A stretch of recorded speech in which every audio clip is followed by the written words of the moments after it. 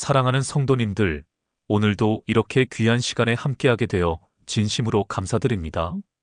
혹시 이런 경험 있으십니까? 교회에서 헌금을 드릴 때 옆 사람이 얼마를 드리는지 신경 쓰이는 순간 말입니다. 아니면 봉사를 하면서도 마음 한편에 내가 이렇게 수고하는데 다른 사람들은 뭐 하나 하는 생각이 스치는 때가 있지 않으셨습니까?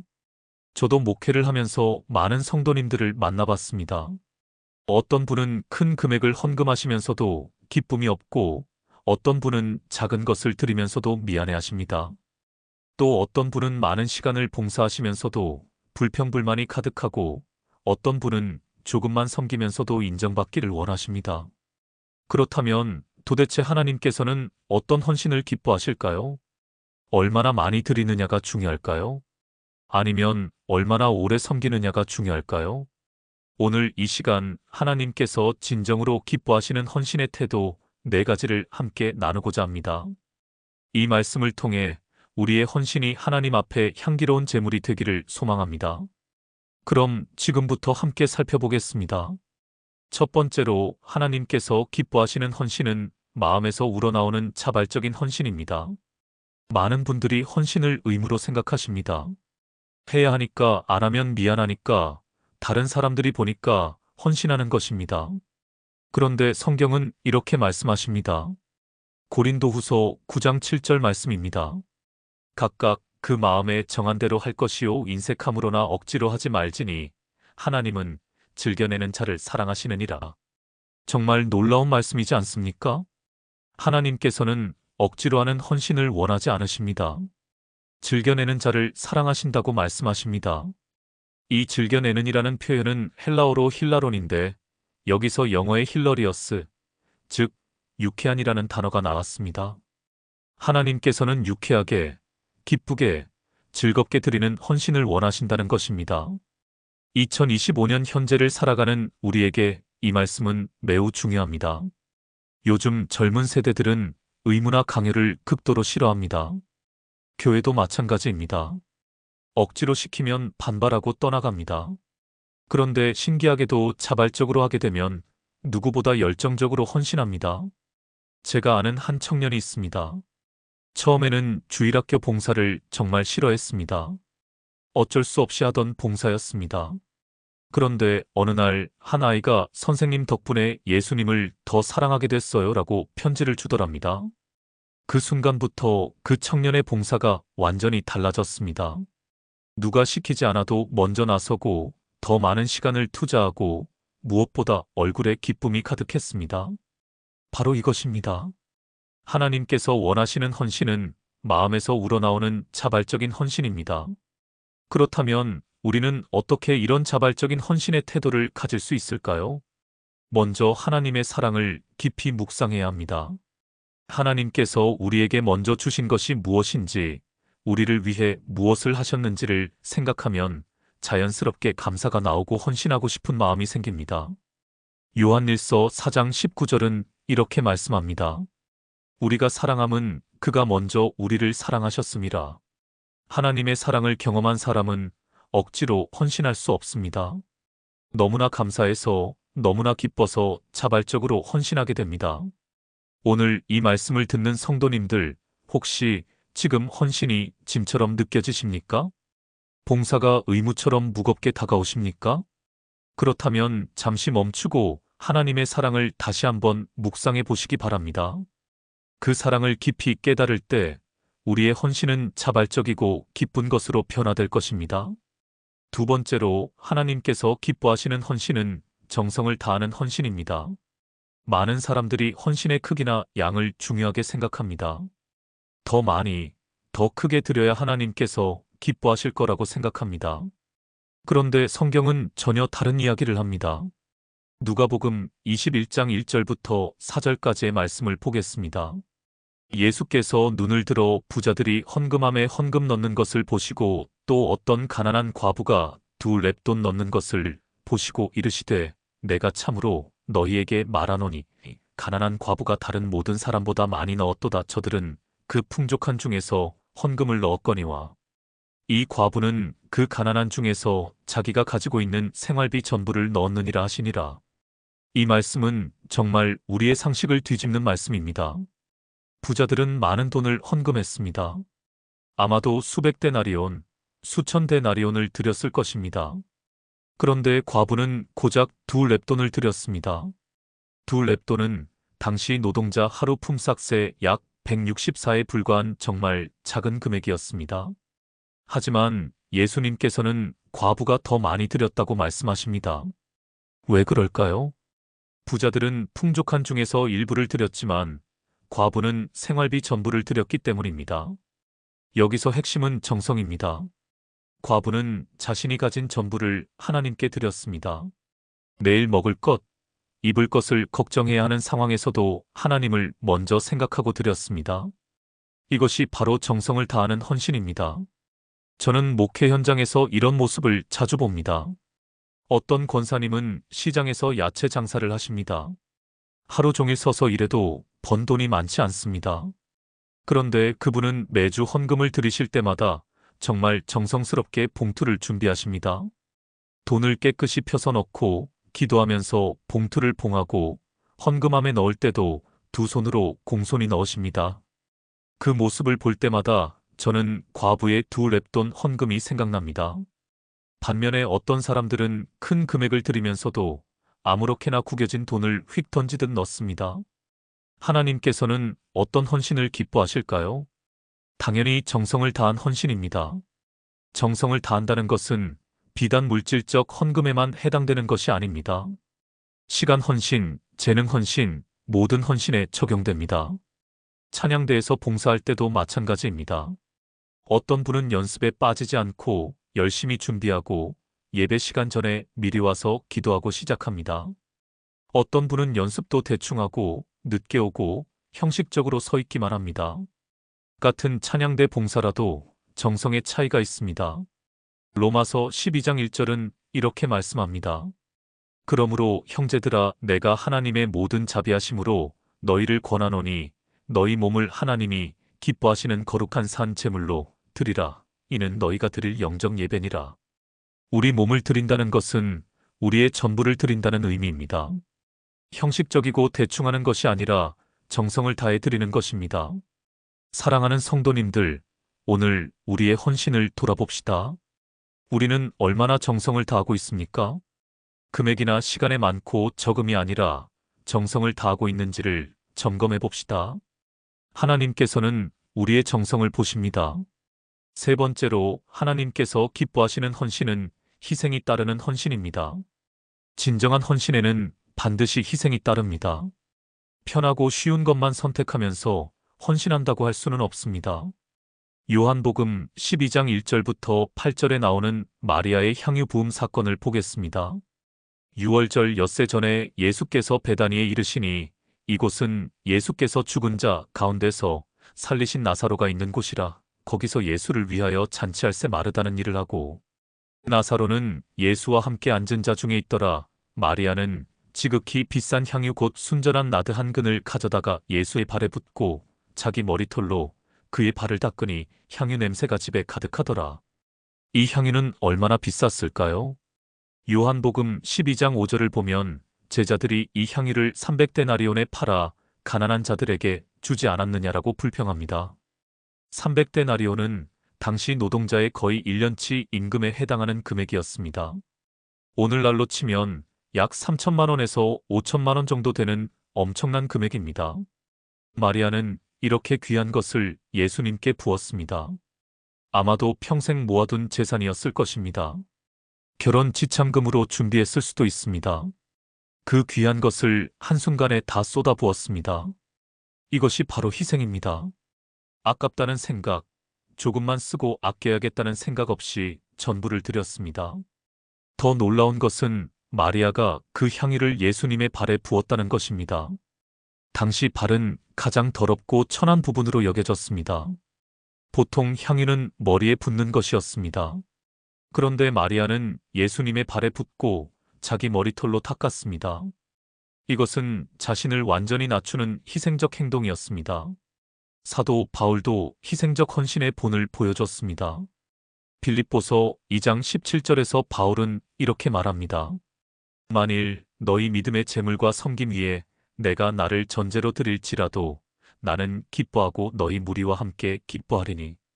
전제는 포도주를 제단에 쏟아붓는 제사였습니다. 바울은 자신의 생명까지도 기꺼이 부어드리겠다는 희생적 헌신을 고백하고 있습니다. 실제로 바울은 결국 순교로 생을 마감했습니다.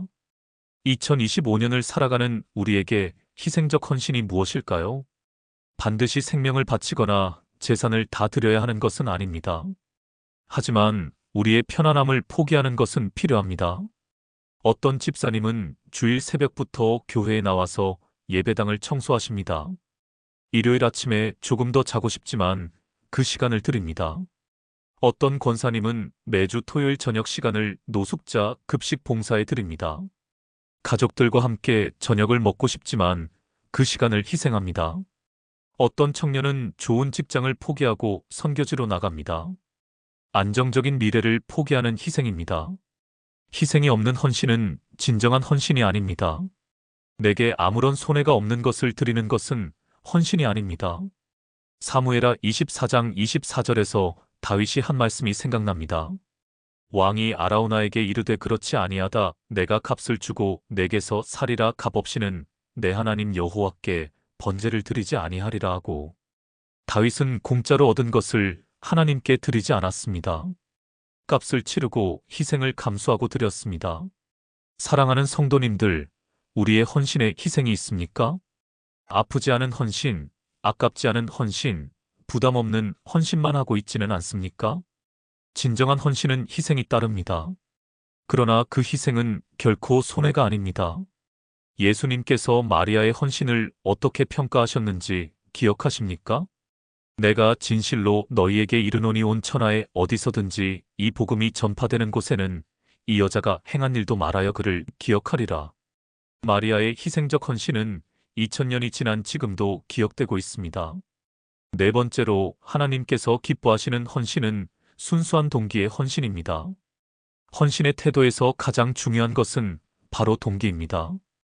왜 헌신하는가가 무엇보다 중요합니다. 마태복음 6장 1절부터 4절 말씀을 보겠습니다. 사람에게 보이려고 그들 앞에서 너희 의를 행하지 않도록 주의하라 그리하지 아니하면 하늘에 계신 너희 아버지께 상을 받지 못하느니라. 그러므로 구제할 때에 외식하는 자가 사람에게서 영광을 받으려고 회당과 거리에서 하는 것 같이 너희 앞에 나팔을 불지 말라 진실로 너희에게 이르노니. 그들은 자기 상을 이미 받았느니라. 너는 구제할 때에 오른손이 하는 것을 왼손이 모르게 하여 내 구제함을 은밀하게 하라. 은밀한 중에 보시는 너의 아버지께서 갚으시리라. 예수님께서는 헌신의 동기를 강조하셨습니다. 사람에게 보이기 위한 헌신, 인정받기 위한 헌신, 칭찬받기 위한 헌신은 하나님께서 기뻐하지 않으십니다. 당시 바리새인들은 구제할 때 실제로 나팔을 불었습니다. 여기 가난한 사람들이 있으니 나와서 구제를 받으라고 외치면서 자신의 구제를 자랑했습니다. 사람들이 저 사람 참 선하다, 저 사람 참 의롭다라고 칭찬하는 것을 즐겼습니다. 하지만 예수님께서는 그런 헌신은 이미 사람들에게 받을 상을 다 받았다고 말씀하십니다. 하나님께로부터 받을 상은 없다는 것입니다. 오늘날에도 이런 모습이 있지 않습니까? 큰 헌금을 하고 모든 사람이 알기를 바라는 마음, 봉사를 하고 내가 이렇게 수고했다고 인정받기를 원하는 마음, 섬기면서 내가 아니면 이 일이 안 돌아간다고 자랑하는 마음. 이런 동기로 하는 헌신은 하나님께서 기뻐하지 않으십니다. 고린도전서 13장 3절은 더욱 분명하게 말씀합니다. 내가 내게 있는 모든 것으로 구제하고 또 내 몸을 불사르게 내줄지라도 사랑이 없으면 내게 아무 유익이 없느니라. 놀라운 말씀입니다. 모든 재산을 다 구제하고 심지어 몸까지 불사를지라도 사랑이 없으면, 즉 순수한 동기가 없으면 아무 유익이 없다는 것입니다. 순수한 동기란 무엇일까요? 첫째, 하나님께 대한 사랑에서 우러나온 동기입니다. 하나님을 기쁘시게 하려는 마음, 하나님께 영광 돌리려는 마음이 가장 순수한 동기입니다. 둘째, 다른 사람을 진정으로 사랑하는 동기입니다. 교만이나 자랑이 아니라 정말 그 사람을 돕고 싶은 마음, 그 사람의 유익을 구하는 마음입니다. 제가 아는 한 장로님이 계십니다. 그분은 교회 화장실 청소를 20년 넘게 하셨습니다. 그런데 놀라운 것은 대부분의 교인들이 그 사실을 몰랐다는 것입니다. 장로님은 새벽 일찍 오셔서 청소하고 아무에게도 말씀하지 않으셨습니다. 어느 날 우연히 제가 일찍 교회에 나갔다가 그 모습을 보게 됐습니다. 장로님, 이런 일은 제가 하겠습니다라고 말씀드렸더니 장로님께서 이렇게 말씀하셨습니다. 목사님, 저는 이 일이 너무 기쁩니다. 하나님의 집을 깨끗하게 하는 것이 영광입니다. 누가 알아주지 않아도 괜찮습니다. 하나님께서 아시면 됩니다. 이것이 바로 순수한 동기의 헌신입니다. 잠언 21장 2절은 이렇게 말씀합니다. 사람의 행위가 자기 보기에는 모두 정직하여도 여호와는 마음을 살피시느니라. 하나님께서는 우리의 행위뿐만 아니라 마음의 동기까지 살피십니다. 겉으로 드러난 헌신이 아무리 크고 훌륭해 보여도 동기가 불순하면 하나님께서 기뻐하지 않으십니다. 반대로 작고 보잘것없어 보이는 헌신이라도 순수한 동기로 드리면 하나님께서는 크게 기뻐하십니다. 사랑하는 성도님들, 우리의 헌신 동기를 점검해 봅시다. 나는 왜 헌금을 드리는가? 나는 왜 봉사를 하는가? 나는 왜 섬기고 있는가? 사람들에게 보이기 위함입니까? 아니면 하나님께 영광 돌리기 위함입니까? 인정받기 위함입니까? 아니면 순수한 사랑 때문입니까? 우리의 마음을 정직하게 하나님 앞에 내어놓고 점검해야 합니다. 그리고 불순한 동기가 있다면 회개하고 순수한 동기로 다시 시작해야 합니다. 사랑하는 믿음의 가족 여러분, 지금까지 하나님께서 기뻐하시는 헌신의 태도 4가지를 함께 나눴습니다. 다시 한번 정리해 보겠습니다. 첫째, 마음에서 우러나오는 자발적인 헌신입니다. 억지로가 아니라 기쁨으로, 의무가 아니라 감사로 드리는 헌신입니다. 둘째, 정성을 다하는 헌신입니다. 많고 적음이 아니라 얼마나 정성을 다했는가가 중요합니다. 과부의 2렙돈처럼 우리가 가진 것에서 최선을 다하는 헌신입니다. 셋째, 희생이 따르는 헌신입니다. 마리아의 향유처럼 아깝지만 기꺼이 드리는 헌신, 편안함을 포기하고 값을 치르는 헌신입니다. 넷째, 순수한 동기의 헌신입니다. 사람에게 보이기 위함이 아니라 하나님께 영광 돌리기 위한 헌신, 인정받기 위함이 아니라 진정한 사랑에서 우러나온 헌신입니다. 이 4가지 태도는 결국 하나로 연결됩니다. 바로 하나님을 진정으로 사랑하는 마음입니다. 하나님을 사랑하면 자발적으로 헌신하게 됩니다. 하나님을 사랑하면 정성을 다하게 됩니다. 하나님을 사랑하면 희생도 기꺼이 감수하게 됩니다. 하나님을 사랑하면 순수한 동기로 섬기게 됩니다. 사랑하는 성도님들, 오늘 이 말씀을 들으시면서 어떤 생각이 드십니까? 혹시 나는 이렇게 헌신하지 못했구나 하며 정죄감이 드십니까? 그럴 필요가 없습니다. 하나님께서는 우리를 정죄하시려고 이 말씀을 주신 것이 아닙니다. 더 좋은 길, 더 복된 길을 알려주시려고 이 말씀을 주셨습니다. 오늘부터라도 이런 태도로 헌신을 시작하면 됩니다. 처음에는 어색하고 어려울 수 있습니다. 하지만 조금씩 실천하다 보면 점점 익숙해지고 나중에는 그것이 우리의 습관이 되고 삶의 방식이 될 것입니다. 구체적으로 어떻게 실천할 수 있을까요? 첫째, 헌금을 드릴 때 기도하면서 준비하십시오. 하나님, 이것이 제가 드릴 수 있는 최선입니다. 기쁜 마음으로 드립니다라고 고백하면서 드리십시오. 금액의 크고 작음이 중요한 것이 아닙니다. 정성과 기쁨이 중요합니다. 둘째, 봉사할 때 내가 해야 하니까가 아니라 내가 하고 싶어서라는 마음으로 하십시오. 힘들고 피곤할 수 있습니다. 하지만 이것이 하나님을 섬기는 일이구나 라고 생각하면 힘이 납니다.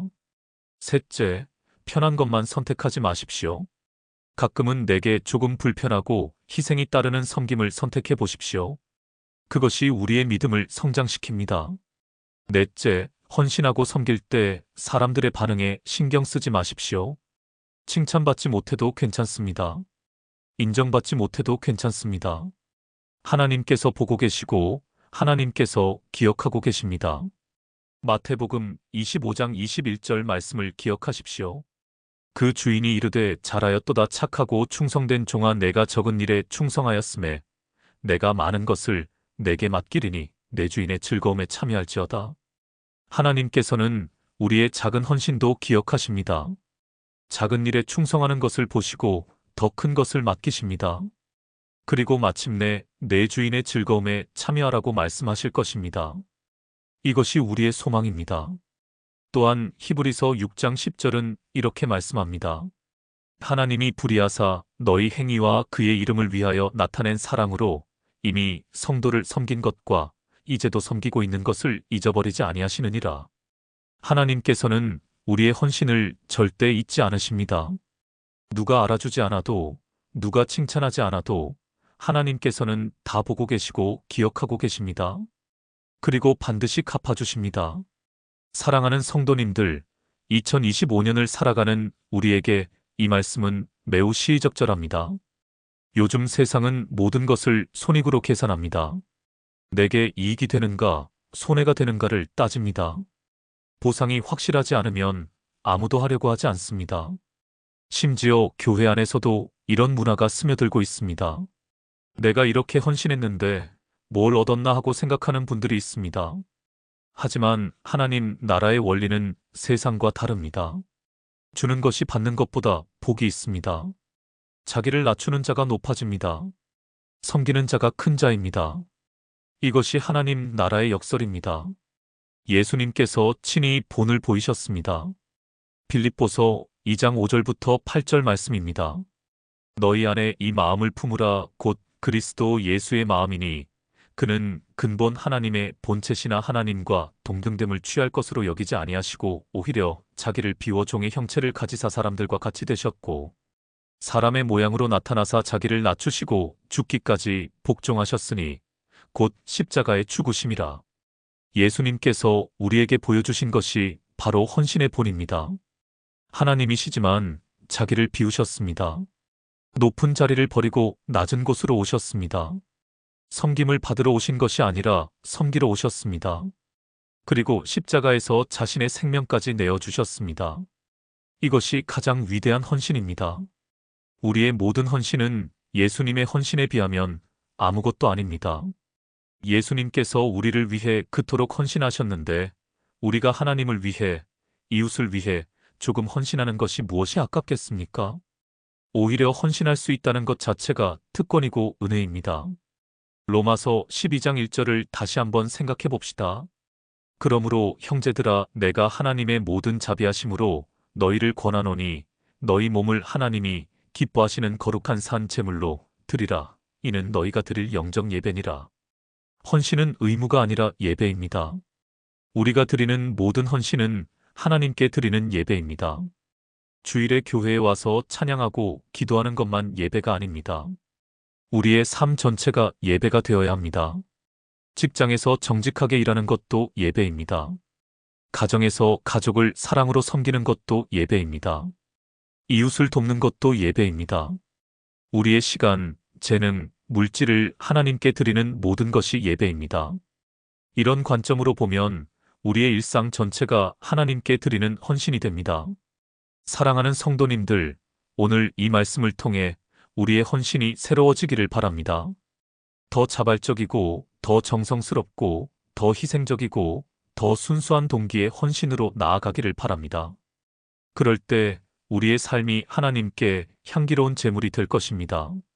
그리고 하나님께서는 우리에게 잘하였도다 착하고 충성된 종아라고 말씀하실 것입니다. 마지막으로 여러분께 부탁드립니다. 오늘 이 말씀이 은혜가 되셨다면 좋아요 버튼을 눌러주시고 댓글로 여러분의 헌신 이야기를 나눠주시면 감사하겠습니다. 그리고 이 영상을 주변의 믿음의 형제자매들과 함께 나눠주시기 바랍니다. 더 많은 분들이 이 말씀을 통해 은혜받고 복된 헌신의 삶을 살아가기를 소망합니다. 구독과 알림 설정도 해주시면 앞으로 올라오는 말씀들을 놓치지 않고 받아보실 수 있습니다. 사랑하는 성도님들, 하나님께서 여러분의 헌신을 기뻐하십니다. 여러분의 작은 헌신 하나하나를 하나님께서는 다 보고 계시고 기억하고 계십니다. 낙심하지 마시고 포기하지 마시고 계속해서 기쁨으로 헌신하시기 바랍니다. 하나님께서 여러분과 여러분의 가정에 풍성한 은혜와 평강을 더하여 주시기를 축복합니다. 또한 여러분의 헌신을 통해 하나님의 나라가 이 땅에 더욱 확장되고 많은 영혼들이 구원받는 역사가 일어나기를 기도합니다. 주님의 이름으로 축복합니다. 감사합니다.